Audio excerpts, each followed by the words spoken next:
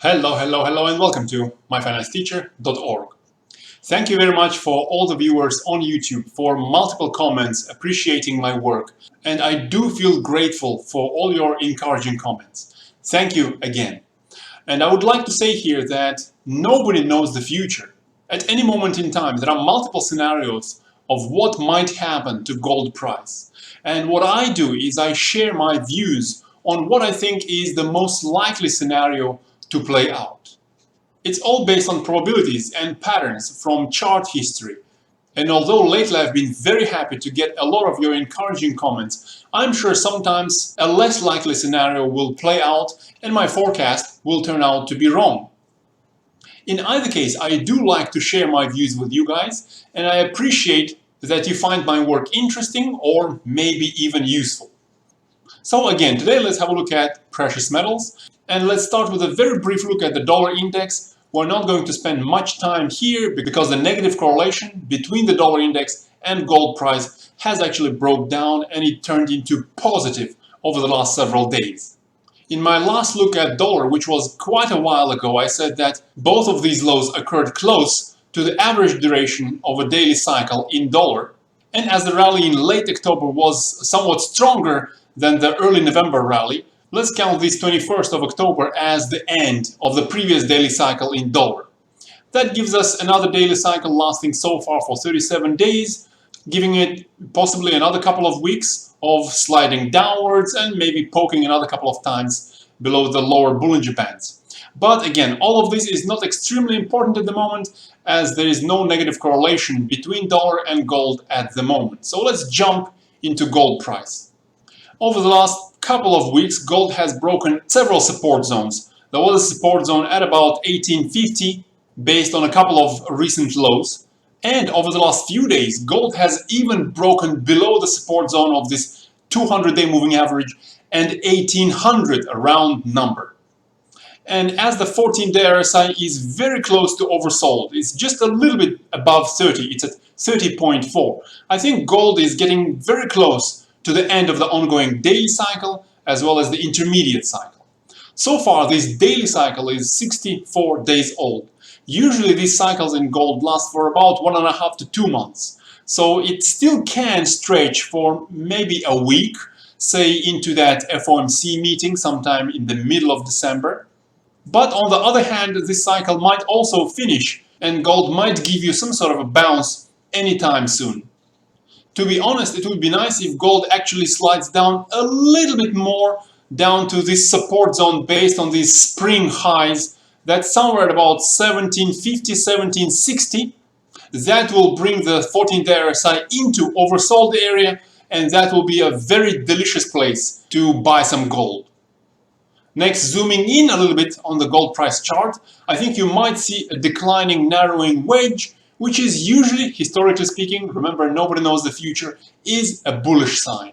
So a breakout back above 1800 and back above 1820 would likely indicate the end of the cycle and a start of a new intermediate and a daily cycle. Next, before looking at some other very interesting indicators on precious metals, let me point out some of the highlights we've had at myfinanceteacher.org so far in October and November.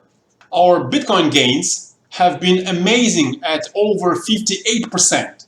Our investments on oil producers has done and is doing very well, with the gains on different producers ranging anywhere between 30 and 40% just over the last several weeks. And also over the last several weeks, we've been doing relatively well on coffee and some other assets as well. So if you're interested in more frequent and detailed analysis on a range of assets, check us out at myfinanceteacher.org.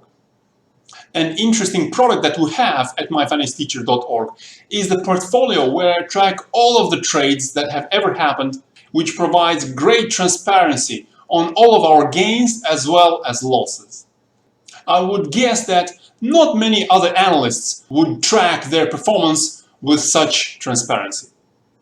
Next, let's look at those interesting indicators on precious metals. And we're going to start with the Optimism index on gold. Finally, Optimism index has dropped as low as it's ever been over the last year or so.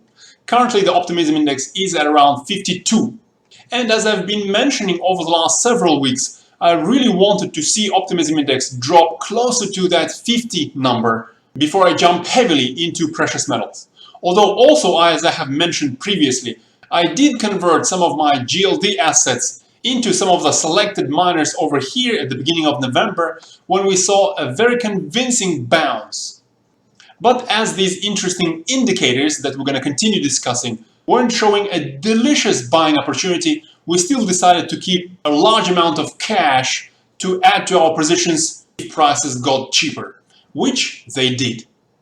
Now, looking back at this Optimism index in gold, even though it is as low as it's been over the last year or so, and although I think a nice buying opportunity in gold is just around the corner, on the longer term picture though, it's generally been a good buying opportunity in gold only when this Optimism index came much closer to this green line below 40.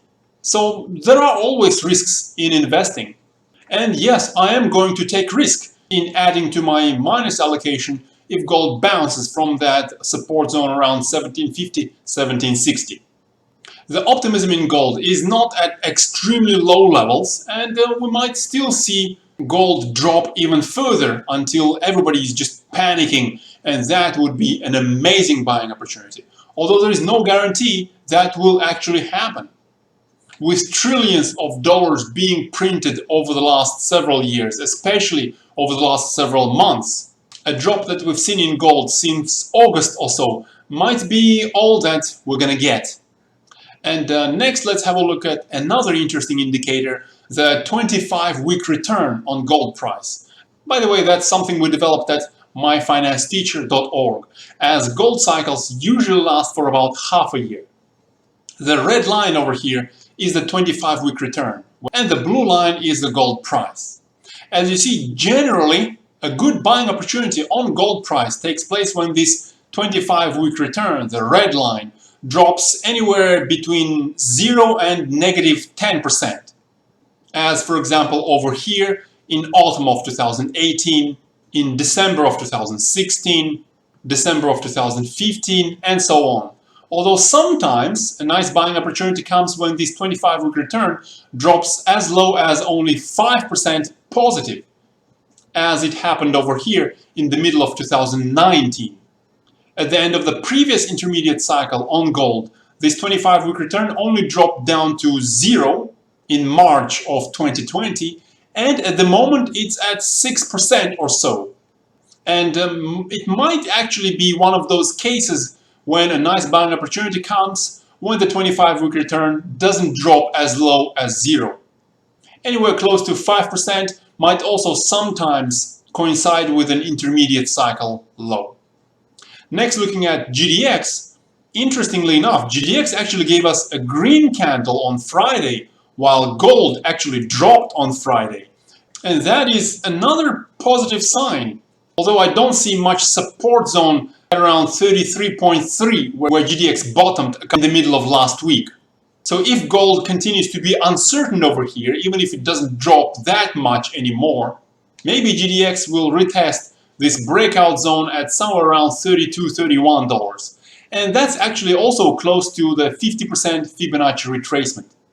That again, I think, would be a very nice buying opportunity. Another interesting outperformance is on silver. While gold has already dropped all the way down below its 200-day moving average, silver actually hasn't really done so. We see that gold has expanded its Bollinger Bands and already has poked a couple of times below that Bollinger Bands, while the Bollinger Bands on silver are still narrow, although silver is also showing us this descending narrowing wedge, which is usually a bullish sign. On Friday we saw the first poke below the Bollinger Bands, and silver still closed somewhere around 10% above its 200-day moving average. Actually, it would be nice to see silver drop a little bit lower over the next several days, maybe down to $22 before the next intermediate cycle starts. And looking at the optimism index on silver, it's at 51. Again, that's pretty low, although it's not as low as it's been at the end of the previous intermediate cycle in March. So if gold continues to slide down, or even if it's a little bit undecided here, maybe silver will catch up a little bit to drop and make people a little bit more pessimistic on silver. And that's when you want to buy as a contrarian investor. And if you're interested in what contrarian investors do, how they try to buy the markets at cycle lows, check us out at myfinancesteacher.org. As you see over here from the scroll down, I update the members at the website pretty frequently, almost every day, as I'm trying to provide as much value as I can to the members at myfinancesteacher.org, as well as to my dear viewers on YouTube. By the way, if you're watching this on YouTube, click that like button, definitely subscribe to the channel, and share this video with your friends. For now, I wish you a pleasant weekend and good luck in your trades.